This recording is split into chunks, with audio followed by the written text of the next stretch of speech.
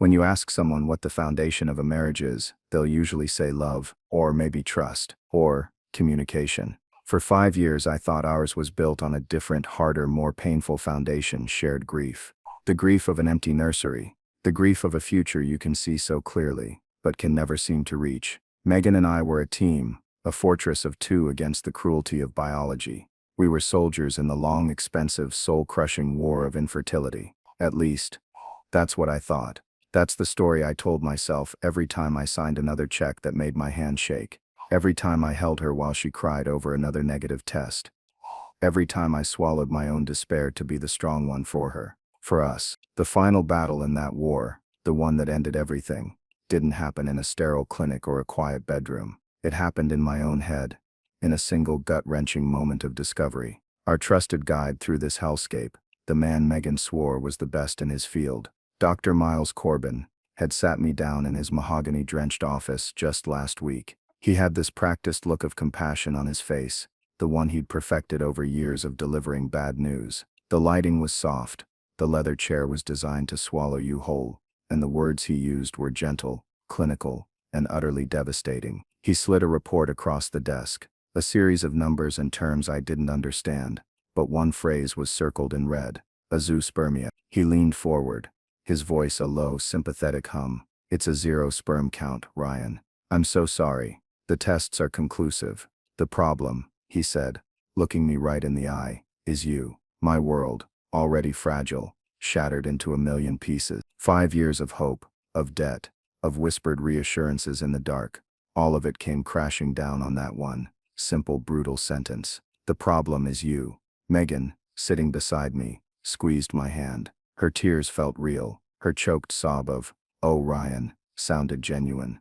Dr. Corbin was already pivoting, ever the problem solver. He started talking about sperm donors, about other paths to building our family. His voice became a distant buzz. All I could hear was the ringing in my ears, the echo of my own failure. I was a broken machine, a dead end. The man who couldn't give his wife the one thing she wanted most in the world. Devastated doesn't even begin to cover it. I felt hollowed out, like a house that had been gutted by fire. The frame was still standing, but everything that made it a home was gone. That weekend, while Megan was away on a wellness retreat to process the news, I tried to do the same. I needed to do something, anything, with my hands. I'm a custom furniture maker. I build things from scratch. I find solace in the tangible, in sanding wood and driving screws. But I couldn't bring myself to go to my workshop. The idea of creating felt like a mockery, so I decided to deconstruct instead. I started packing away the ghosts of the future we were supposed to have. The baby books people had given us in a fit of premature optimism years ago. The onesie I'd bought on a whim after our very first consultation. Then I got to the travel albums. We used to travel a lot. Before every spare dollar started going to Dr. Corbin's clinic. I was clearing a high shelf in the study, a place for things we didn't look at often. I pulled down a stack of heavy leather-bound books. On top was one labeled, Cabo 2018. It was a trip I wasn't on, a last-minute work project. A big commission I couldn't turn down, had kept me home. Megan had gone anyway. A girls' trip with her friend Jessica. She'd said she needed the break, before we dove headfirst into our first round of IVF. I opened it, not really thinking, just muscle memory. Photos of Megan and Jessica laughing with margaritas, sunsets, infinity pools, the usual. But as I turned a page, a smaller, loose photograph slipped out from behind a picture of them on a catamaran. It fell face down on the floor. I bent over and picked it up. I flipped it over, and the world stopped. It wasn't a picture of Megan and Jessica. It was Megan and Dr. Corbin. They were on a beach, the setting sun painting the sky orange and purple behind them. He was in linen pants and an unbuttoned shirt. She was in a bikini, her body pressed against his. His arm was wrapped tightly around her, his hand resting possessively on the curve of her waist. Her head was tilted back, laughing, looking up at him with an expression of pure, unguarded adoration, an expression I hadn't seen directed at me in years. They didn't look like a patient and her physician. They looked like lovers. My heart hammered against my ribs, my breath hitched. I turned the photo over, my fingers trembling. There, printed in small digital font in the corner, was a date, September 15, 2018. My mind, A confused, grieving fog just moments before suddenly became crystal clear. I started doing the math. The terrible, sickening arithmetic of betrayal. September 2018. Our first round of IVF, the one that failed so spectacularly, was in June of 2019. Exactly 9 months later. A coincidence? Maybe. But then I looked again at the photo, at the way he held her, the way she looked at him, the casual intimacy that screamed a shared history, the zero-sperm count diagnosis, the sympathetic tilt of his head, Megan's perfectly timed tears. It all replayed in my mind. But this time it wasn't a tragedy. It was a performance, a carefully staged 5-year-long play, and I was the only one in the audience who didn't know the script. The problem wasn't me. The problem was this picture. The problem was that my entire life, my marriage, my deepest pain, was all built on a lie. The first thing that hit me wasn't anger. It was a profound physical sickness. I stumbled to the bathroom, my hand clamped over my mouth, and retched into the toilet. Nothing came up but bitter acid. I knelt there on the cold tile, shaking, the glossy photograph still clutched in my fist. My knuckles were white. The image was seared into my brain. The beach, the sunset, the two of them, the architects of my private hell, smiling. I stayed on that floor for what felt like hours, a timeline spooling out in my mind, recontextualizing every memory from the last 5 years. It was like finding out the movie you've been watching has a secret narrator, one who has been lying to you from the very first frame. Every scene was now poisoned. Every line of dialogue had a double meaning. I crawled back into the study and sat on the floor, the album open in front of me. I forced myself to think, to remember. It started with him, with Dr. Corbin. Megan had been the one to find him. I remembered the conversation vividly. We were in the kitchen, the air thick with the tension of our first few months of failure. She'd been scrolling on her laptop, her face illuminated by the screen. I found him, Ryan, the one who, Dr. Miles Corbin, a friend of a friend, used him, said he's a miracle worker, the absolute best in the city. I'd glanced at his website. He looked slick, too handsome for a doctor, with a smile that seemed more suited for a real estate billboard. He had a whole section on his site dedicated to his own philanthropy, his humanitarian trips to South America. It felt like a branding exercise. He looks a little polished, I'd said, trying to be diplomatic. Are you sure we shouldn't get a second, Ryan? She'd cut me off, her tone sharp. This is our best shot. I have a good feeling about him. Don't you trust my intuition? And like a fool, I'd back down. I always backed down, because this was her pain more than mine. Or so I thought. Her body that would be poked and prodded, her hope that was on the line. What right did I have to question her choice? So I said okay. I trusted her intuition. Our first consultation was a masterclass in manipulation, though I only saw it now. Corbin was charming, exuded confidence. He spoke directly to Megan, his voice a soothing balm on her anxieties. He'd use phrases like, "We're going to get through this together, and I'm on your team." He'd occasionally glance at me, give me a firm man-to-man nod, as if to say, "I know you're just here for support." He made me feel like a background character in my own life story. He positioned himself as her partner, her confidant. I was just the guy who paid the bills and provided the sample. Then came the cycles, one after another, each one a universe of hope and despair. The first one was the worst.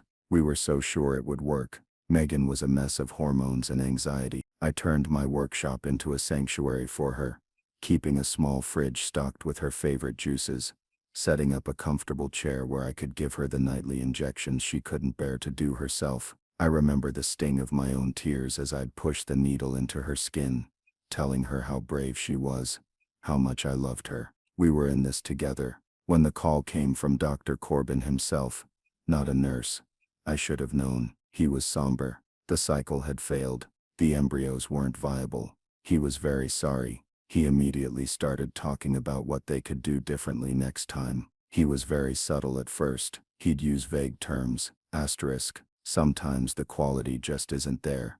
It could be a number of factors, but the implication was always there, hanging in the air. Over the next few years and 2 more failed cycles, the implication got clear.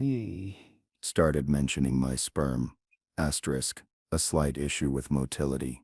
The morphology isn't ideal. It was never a definitive accusation, always a gentle suggestion, a seed of doubt planted in both our minds, and Megan, who trusted him implicitly, started looking at me differently, with a flicker of disappointment, a hint of blame, and the money. My God, the money. I'd inherited a substantial amount from my grandparents a year before we started the treatments, not millions, but enough to be a life-changing cushion, enough to buy our house with cash and invest the rest for our future, a future that it turned out was a joint venture between my wife and her doctor. The initial consultations, the tests, the IVF cycles, the experimental procedures Corbin would suggest. It was a fire hose of cash aimed directly at his clinic. I remember one night, staring at our bank statements, my stomach in knots. Megan, it's a lot. We've spent over $100,000 this year alone. She didn't even look up from her magazine.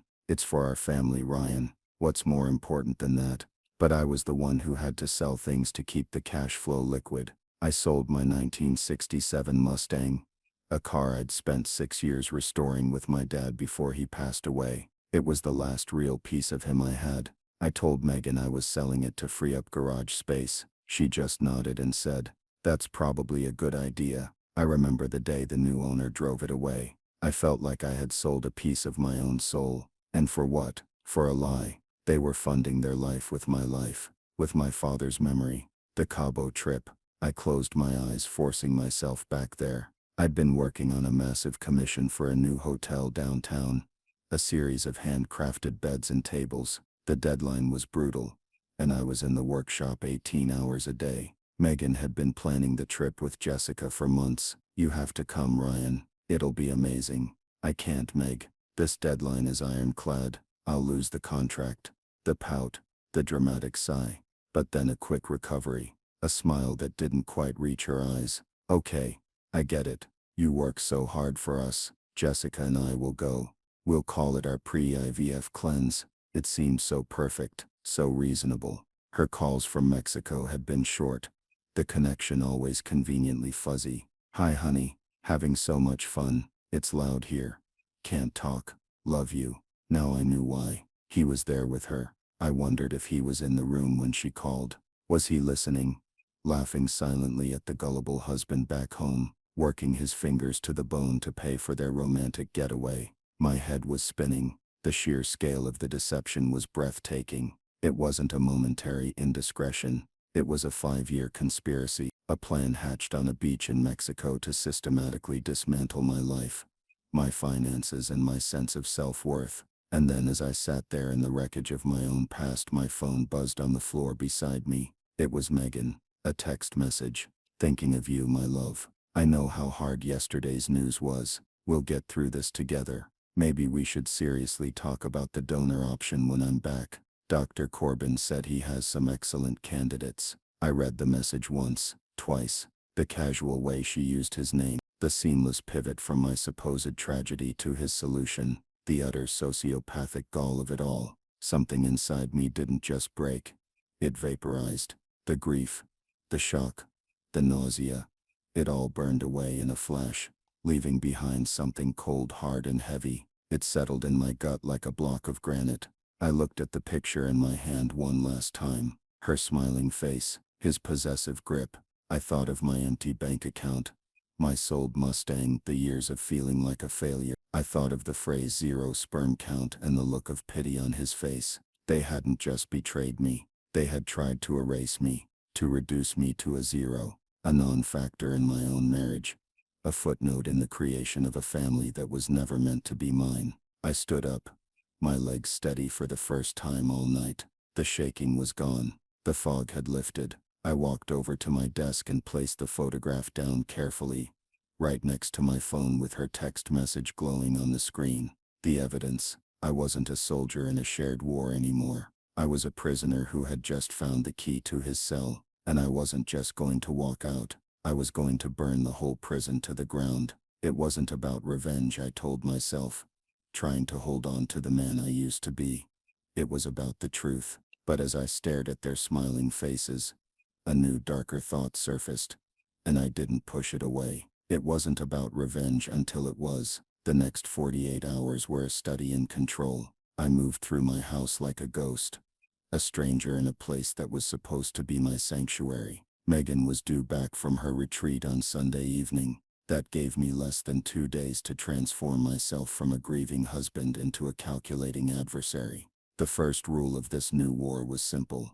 They could not know that I knew. Their arrogance was their greatest weakness, and my silence would be my greatest weapon. My first call, made from a pay-as-you-go burner phone I bought for cash at a 7-Eleven, was not to a lawyer, it was to a urologist. I picked one in a city 3 hours away, a Dr. Ramirez, who was head of a major hospital's reproductive medicine department. I used a fake name for the booking, Mark Peterson, and told the receptionist I needed a comprehensive fertility analysis, then that I would be paying out of pocket. No insurance, no paper trail leading back to Ryan Miller. The appointment was for Tuesday. The wait would be agonizing, but it was the cornerstone of everything. Corbin's entire narrative was built on the lie of my infertility. I needed an official, unimpeachable truth to blow it apart. My second task was to follow the money. I'm a craftsman. I live by the creed measure twice, cut once. I applied that same philosophy to our finances. For years I had let Megan handle the household accounts while I focused on my business. It was easier that way, I'd told myself. She was better with that stuff. What a fool I'd been. I spent all of Saturday locked in my office. Not with photo albums but with spreadsheets. I pulled every bank statement, every credit card bill, every wire transfer confirmation from the last 5 years. I laid them out on my large drafting table, creating a timeline of our financial bleeding. At first it just looked like what it was, the colossal expense of fertility treatment, payments to Corbin Fertility Solutions thousands at a time, pharmacy charges for drugs that cost more than a mortgage payment. But I started to see the cracks. There were consulting fees paid to a holding company I'd never heard of, Corbin Global Health Initiatives LLC. I did a quick search. It was a shell corporation registered to a P.O. box. The payments were substantial, nearly $60,000 over 3 years, and they didn't correspond to any of our IVF cycles. Then there were the travel expenses on the credit card Megan managed, a hotel in Aspen for a medical conference Corbin was speaking, a flight to Miami for a seminar on advanced embryology. I cross-referenced the dates. They were all times I was buried in work, and she was supposedly visiting her sister. The picture was becoming clearer. The IVF costs were the cover. The real scam was the systematic draining of my inheritance through these bogus fees and subsidized romantic getaways. My grandfather had been a shrewd investor. He'd left me nearly $500,000. It was supposed to be the seed for my family's future. Instead, it had become their personal slush fund. The anger I felt was so cold and pure it was almost calming. This wasn't passion. This was physics. For every action there's an equal and opposite reaction. They had pushed me for 5 years. Now I was going to start pushing back. But I knew numbers, and a suspicious photo weren't enough. They would lie. They would say the LLC was for legitimate research. They would say he was just comforting a distraught patient on the beach. They would call me crazy, paranoid, grieving. I needed something undeniable. I needed their own words. I thought about our shared cloud account, the one we used to back up photos and documents. I hadn't logged in for years. Megan managed it. On a hunch, I went to the login page and tried an old password, a pet name I used to call her. Denied. I tried another. The name of the street where we had our first apartment. Denied. Then I remembered something Corbin had said in our first meeting. He'd mentioned his own dog, a golden retriever named Winston. Megan had cooed over the name. Oh, I love that name. So classic. I typed it in Winston 123. Access granted. My blood ran cold. She had used her lover's dog's name as the password for our shared family account. The audacity was stunning. I navigated to the deleted items folder. Most people think when you delete something it's gone. It's often not. It's just hidden waiting. And there it was, an email thread from late September 2018, just after the Cabo trip. The subject line was the plan. I clicked it open, my heart pounding a sick heavy rhythm against my ribs. It was from Megan to Miles Corbin. Miles, I'm back. It was so hard to leave you. I'm scared. Are you sure this is going to work? Ryan trusts me, but he's not stupid. What if he questions things? What if he wants to get a second opinion right away? His reply came a few hours later. It was the kind of text that should be read out in a courtroom. My darling Meg, don't you worry. I've handled much more complicated situations than this. Ryan's profile is perfect. He's the trusting type. And he's so desperate for a family he won't question the process. We'll start with some minor flags on his initial analysis: poor morphology, low motility, the usual suspects. We build the narrative slowly over a year or two. By the time we get to the azoospermia diagnosis, he'll be so beaten down he'll be grateful for the donor option, grateful for our help. As for the money, his inheritance is the key. The consulting fees to the LLC are untraceable. It's for my off-the-books research. No one will question it. We just have to be patient. Think of it as an investment in our future.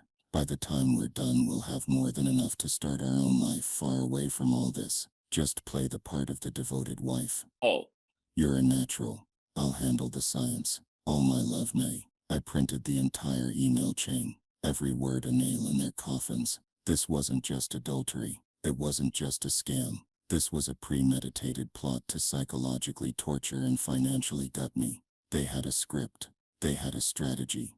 And they had been executing it flawlessly for 5 years. The phrase "Ryan's profile is perfect" echoed in my skull. I wasn't a husband to her. I wasn't a person. I was a profile. A mark. I knew I was out of my depth. This wasn't something I could handle alone. I needed help. On Sunday morning, I called my best friend Dave. Dave and I had known each other since kindergarten. He was a building contractor.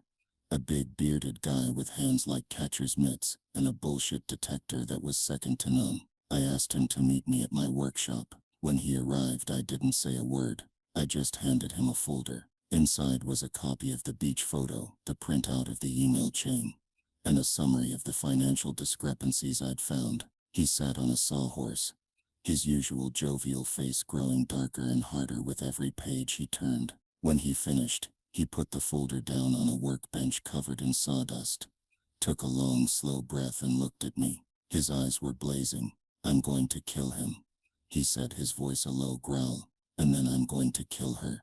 "No," I said, my own voice surprisingly steady. "We're not going to kill them. We're going to dismantle them, piece by piece, legally, methodically." Dave stared at me for a long moment. Then a slow, grim smile spread across his face. "Okay," he said. "Okay. I like that better. But first things first. You're not calling one of those TV ad divorce lawyers. You need a shark. I know a guy who used one. His ex-wife tried to pull something like this. Tried to claim his business was a marital asset after she'd been cheating for years. The lawyer he hired didn't just stop her, she made her pay his legal fees. Her name is Cassandra Garrison. They call her the Garrison. I had my team, the Alley and the Shark. That afternoon I sent a carefully worded email to Miss Garrison from a new anonymous email address, briefly outlining the situation and attaching the evidence. Her assistant replied within an hour. Miss Garrison could see me on Monday afternoon. When Megan came home that evening from her retreat, I was ready. I had schooled my features into a mask of quiet sadness. I played the part they had written for me, the broken, emasculated husband. She rushed to me, wrapping me in a hug that felt like being coiled by a snake. "Oh, honey," she whispered into my shoulder. "I was so worried about you. How are you doing?" "I'm okay," I mumbled, letting my voice crack just enough, just trying to process it all. I know," she said, stroking my hair. "But we'll get through it. I promise." She believed it. She looked at me, her eyes full of fake sympathy. And she had no idea she was looking at a complete stranger. She couldn't see the ice in my veins or the blueprint for her destruction that was already taking shape in my mind. She relaxed. She thought she was in control. That was her first critical mistake. The silent takeover had begun. My meeting with Cassandra Garrison was like stepping into a different reality. Her office wasn't warm and inviting like Corbin's. It was stark, modern and efficient, all glass and steel, with a panoramic view of the city. She was a woman in her 50s with sharp, intelligent eyes and a handshake that could crush stone. She didn't waste time with pleasantries. "Mr. Miller," she said, gesturing to a chair, "I've reviewed the documents you sent. It's the most comprehensive opening salvo I've seen from a client in a decade. You've done most of my initial work for me." She had the folder on her desk. She tapped the printed out email. "This is your bazooka. The photograph is corroborating evidence. The financial records are the shrapnel. It's not just a divorce case. It's fraud, conspiracy, and most importantly, a massive medical malpractice and professional misconduct suit against Dr. Corbin." For an hour she laid out the strategy. It was brilliant and brutal. We would not act immediately. We would continue to gather evidence. The test with Dr. Ramirez on Tuesday was, as she put it, the kill shot for the medical lie. She advised me on how to behave, confirming my own instincts. "You must continue to play the part of the devastated husband," she instructed, her voice crisp. "Agree in principle to the donor idea. Let them think they have you on the hook. The more they talk, the more evidence they give us. Your silence and compliance will make them careless." She then introduced me to the next phase of the plan. "I want you to suggest to your wife that you see a financial advisor to plan for the donor cycle. I have a man I use. His name is Ben Carter. He's not an advisor. He's a forensic accountant. We're going to feed him your initial findings and let him dig. We'll get an official report that will be admissible in court, detailing every dollar they stole." I left her office feeling a sense of clarity I hadn't felt in years. I had a plan. I had a general. The despair was gone, replaced by a cold, sharp focus. That night I put the plan into motion. Over a dinner I could barely taste, I brought it up. "Megan," I began, my voice heavy with manufactured sadness, "I've been thinking about what you said, about the donor. It's hard to accept, but maybe it's the only way. But if we're going to spend that kind of money again, I want to do it right. I want us to meet with a financial advisor to get a real plan in place. I feel like we've just been throwing money at this and I need to feel some sense of control." Her face lit up. It was exactly what she wanted to hear. My compliance, my surrender. "Oh Ryan, that's such a good idea. That's so responsible of you. Of course, we can find someone this week. I actually got a recommendation," I said, keeping my eyes on my plate. "A guy named Ben Carter, supposed to be very good with long-term family planning." "Perfect," she chirped. "I'll call him tomorrow." She was walking right into the trap. Tuesday came. I drove the 3 hours to my appointment with Dr. Ramirez, my stomach a cold knot of anxiety. What if Corbin was right? What if by some cruel twist of fate the lie was accidentally true? The thought was terrifying. If my count was 0, my case against him was weaker. It would just be a story of a cheating wife, not a massive fraudulent conspiracy. The clinic was the opposite of Corbin's. It was clean, functional, and devoid of any mahogany or faux compassion. Dr. Ramirez was an older man, with a kind, weary face. He ran the tests himself. He was professional, direct, and asked no unnecessary questions. He told me the lab would have the results in 24 hours. The drive home was the longest of my life. The next day I waited. Every buzz of my phone made my heart leap into my throat. Finally, at 3 p.m., an email landed in my anonymous inbox. The subject: "Your lab results." I opened the attached PDF, my hand shaking. I scanned the page. A mess of medical jargon, until I found the line item "sperm concentration," and next to it the number 32 million per milliliter. Below it, a note from Dr. Ramirez himself. "Mr. Peterson, your results are well within the normal fertile range, while on the lower end of average. There are no indicators of male factor infertility. You are perfectly capable of conceiving naturally." I leaned back in my chair in my workshop, the email glowing on my laptop screen. I started to laugh. It wasn't a happy laugh. It wasn't a happy laugh. It was a wild, unhinged sound of pure, bitter vindication. 0 sperm count. The lie was so audacious, so complete. He hadn't just fudged the numbers. He'd invented a whole new reality. Armed with this report, the kill shot, as Garrison had called it, we made our next move. Garrison drafted an anonymous letter to the state medical board. It didn't mention me, or Megan, or an affair. It was framed as a tip from a disgruntled former employee of Corbin's clinic. It vaguely mentioned irregular billing practices, unnecessary and experimental procedures pushed on vulnerable patients, and specifically named the shell corporation, Corbin Global Health Initiatives LLC, as a vehicle for potential fraud. It was just enough to light a fire. We sent it from a post office in a different town. A week later, the first crack appeared in their perfect facade. Oh, I was in the kitchen, making coffee, when Megan came downstairs, her face pale. It was on the phone, her voice a hushed, frantic whisper. What do you mean, a letter? From who? About what? She paced back and forth, twisting a strand of her hair. No, Miles, of course I didn't say anything. Hey. He doesn't know anything. He's a puppy dog. He's completely broken. He wants to hire a financial advisor to plan for the donor. There was a pause. I could almost hear Corbin's panicked voice on the other end. I don't know. It must be a coincidence. She hissed. His has to be a random audit? Maybe. Just be careful. Okay? I'll talk to you later. She hung up and saw me watching her. She forced a wobbly smile. Sorry. Work stuff. My boss is in a panic.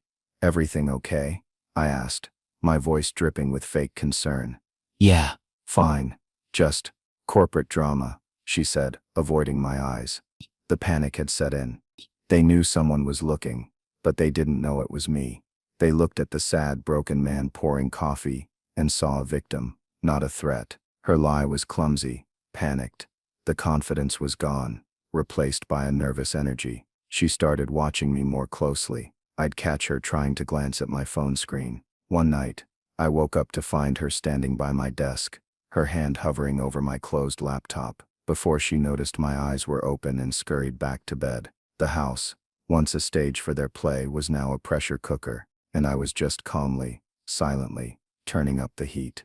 The next 2 weeks were a masterclass in psychological warfare, with me as the sole silent combatant. The family unit of me and Megan was dissolving in real time, but only I could see the cracks. For her, it was like living with a ghost. I was physically present but emotionally absent. My grief had been a tangible thing she could manage, a problem she could solve with her fake sympathy and Corbin's scripted solutions. But my new quietness, my placid resignation, unnerved her. It was a variable she couldn't account for. This was the family exodus, not a dramatic packing of bags, but a slow internal retreat from the life they had built for me. I stopped being a husband. I stopped being a partner in our shared struggle. I was an observer, a scientist watching his experiment unfold. Every time she'd bring up the donor, I would simply nod and say, I'm still thinking it over. It's a big step. I wasn't fighting her, which frustrated her more than any argument could have. She had no purchase, no emotional hook to sink into me. Meanwhile, Ben Carter, the forensic accountant, was a godsend. He took my messy spreadsheets and turned them into a weapon. He uncovered the full extent of the rot. The LLC was just the beginning. He found that Corbin had been systematically overbilling for medications,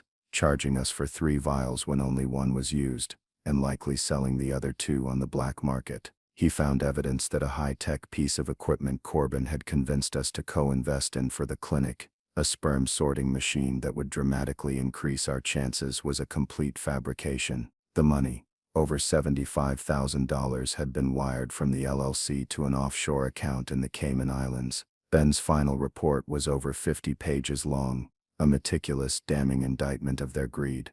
The pressure from the medical board investigation was clearly getting to Corbin. His panic began to make him sloppy. He made the mistake Garrison had hoped for. He called me directly. I was in my workshop, sanding a piece of maple, when my phone rang. It was an unknown number. I let it go to voicemail, my heart rate quickening. A moment later, a notification popped up.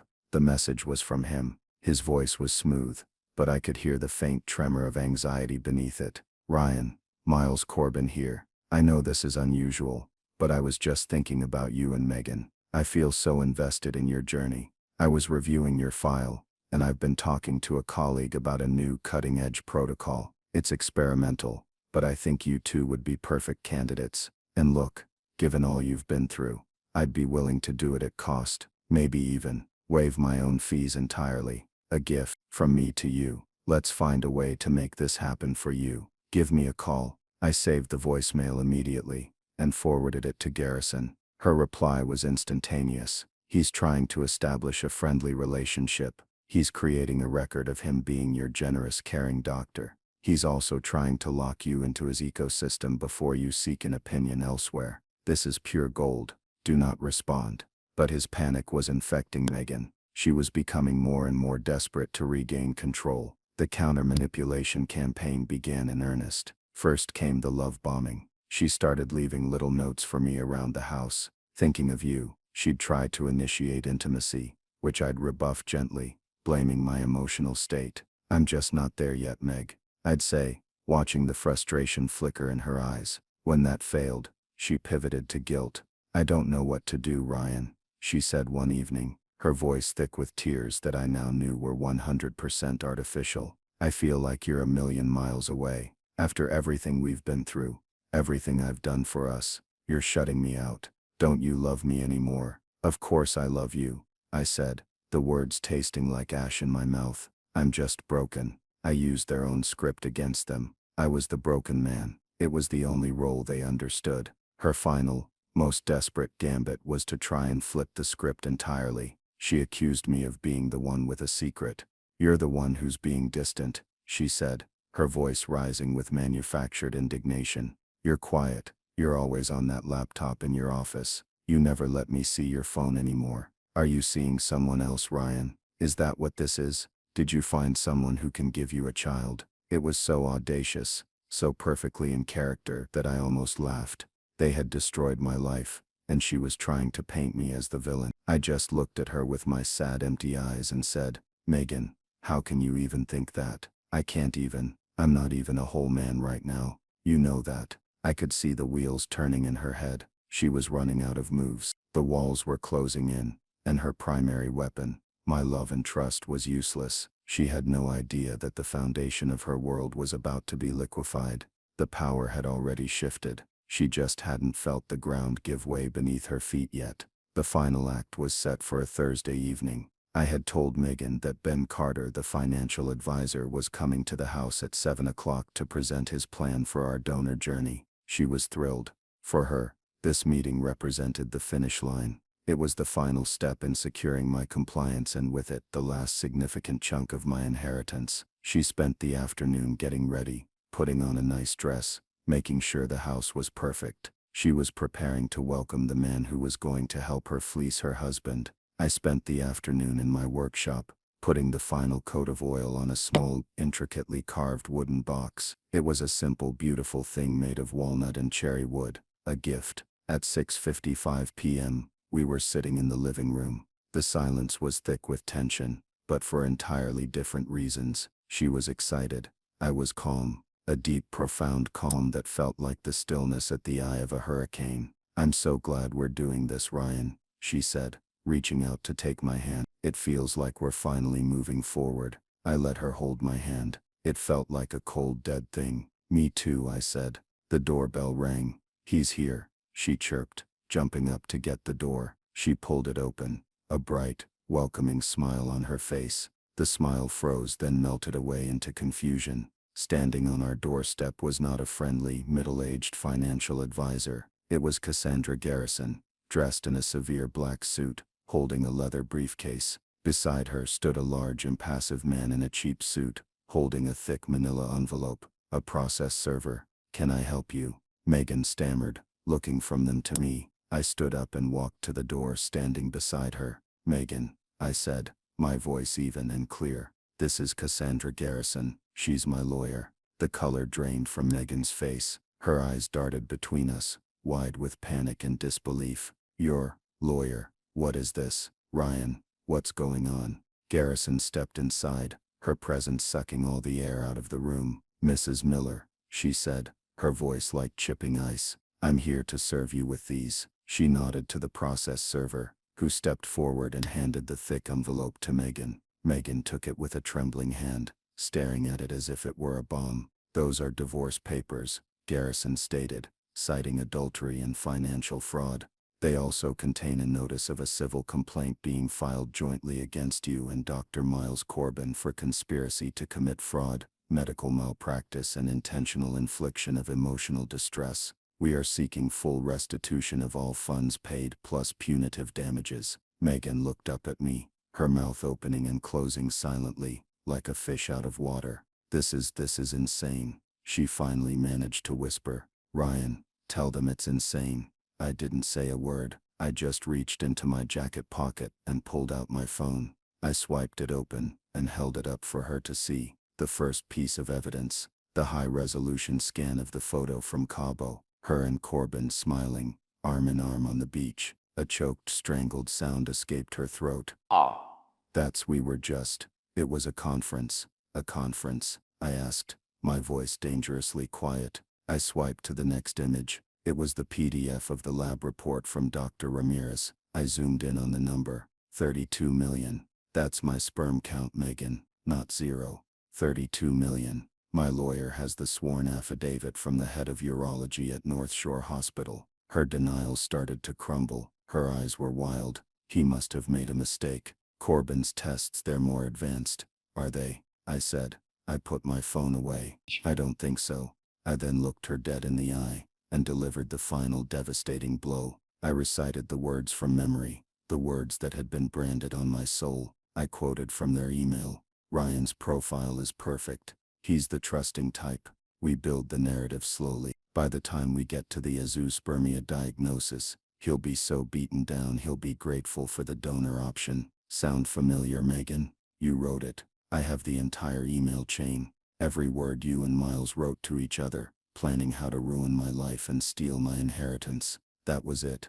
The final pillar of her reality collapsed. She sank to her knees on the hardwood floor, the divorce papers scattering around her. The performance was over. No more tears, no more fake sympathy, just the raw, ugly face of exposure. As of an hour ago, Garrison continued, her voice clinical and dispassionate. A judge has granted our motion for an injunction, freezing all your shared assets pending the outcome of the fraud investigation. That includes your personal bank accounts, which our forensic accountant has traced multiple fraudulent transfers into. She then looked at me. I took a deep breath. The process server is on his way to Dr. Corbin's clinic right now, I said. He's being served these same papers in front of his entire staff and a waiting room full of patients. His career is over. And you, I said, looking down at the weeping woman on my floor, have 24 hours to pack a bag and leave my house. The house my grandparents' legacy paid for. The house you tried to steal. She looked up at me, her face a mess of tears and desperation. Ryan, please. I love you. I almost laughed. I knelt down, not to comfort her, but to look her in the eye one last time. I placed the small carved wooden box on the floor, in front of her. I made you something, I said softly, to remember me by. She looked at it, confused.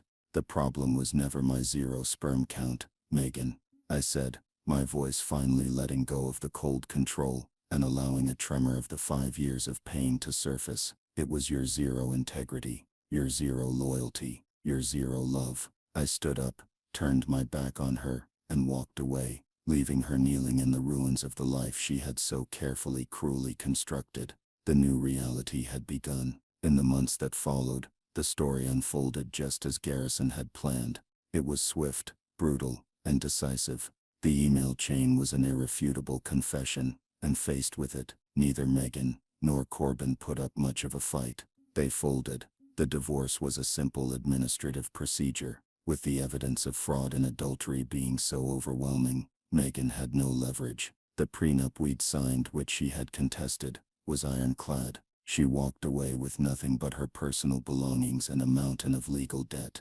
The injunction on our assets meant she couldn't even access the money she had siphoned off. She was left with exactly what she had started with, nothing. Corbin's downfall was far more public and, I have to admit, far more satisfying. Being served in his clinic was just the beginning. The medical board, armed with my anonymous tip and now Garrison's official complaint, launched a full-scale investigation. The story hit the local news. Prominent fertility doctor accused of fraud and malpractice. His photo, that slick, handsome, trustworthy face was plastered everywhere. It turned out, I wasn't his only perfect profile. The news story prompted 2 other couples to come forward with similar stories of unexplained financial irregularities and suspiciously convenient diagnoses. His empire, built on the false hopes of desperate people, crumbled in a matter of weeks. He lost his medical license. He was ruined by lawsuits. The last I heard, he and Megan were living in a cramped apartment somewhere on the other side of the state, both of them working menial jobs to pay off the legal judgments against them. They got their life together, just not the one they'd planned. I sold the house. There were too many ghosts in those rooms, too many memories of injections, and tears and lies. I took the money, combined it with what was left of my inheritance, and poured it into my business. I bought a larger workshop, hired a couple of apprentices and focused on my craft. My work became my therapy. The clean lines of a well-made joint, the honesty of the wood, the satisfaction of creating something real and true and beautiful, from a raw material. It was the antidote to the poison of the last 5 years. I didn't stay in the city.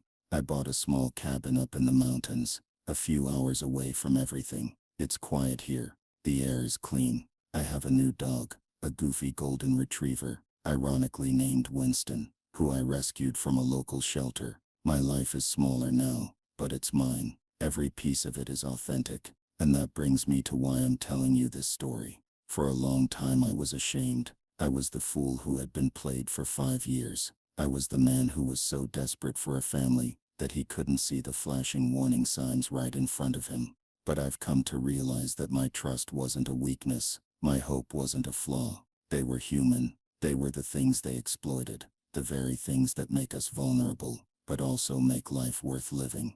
They were the ones who were broken, not me. It was never really about the revenge or the money. It was about taking back the narrative. They tried to write a story where I was the problem, the failure, the zero. But I got to write the last chapter, and in my version, I am the one who gets to live in peace. I am the one who gets to wake up in the morning and breathe clean air, with an honest day's work ahead of me, and a loyal dog at my feet. I lost a wife and a dream, but I found myself, and I've learned that my own integrity, my own truth, is a foundation you can build a real life on, a life that no one can ever take away from you. So now I want to turn it over to you. What do you think? When you're faced with a betrayal, that deep, a lie that fundamental, is there a line you shouldn't cross? Did I go too far, or did they get exactly the new reality they deserved? Let me know your thoughts down in the comments. I read them all, and if you've been through something similar, or just found some value in my story, I'd appreciate it if you'd like this video, and subscribe to the channel. It helps more than you know. Thanks for listening.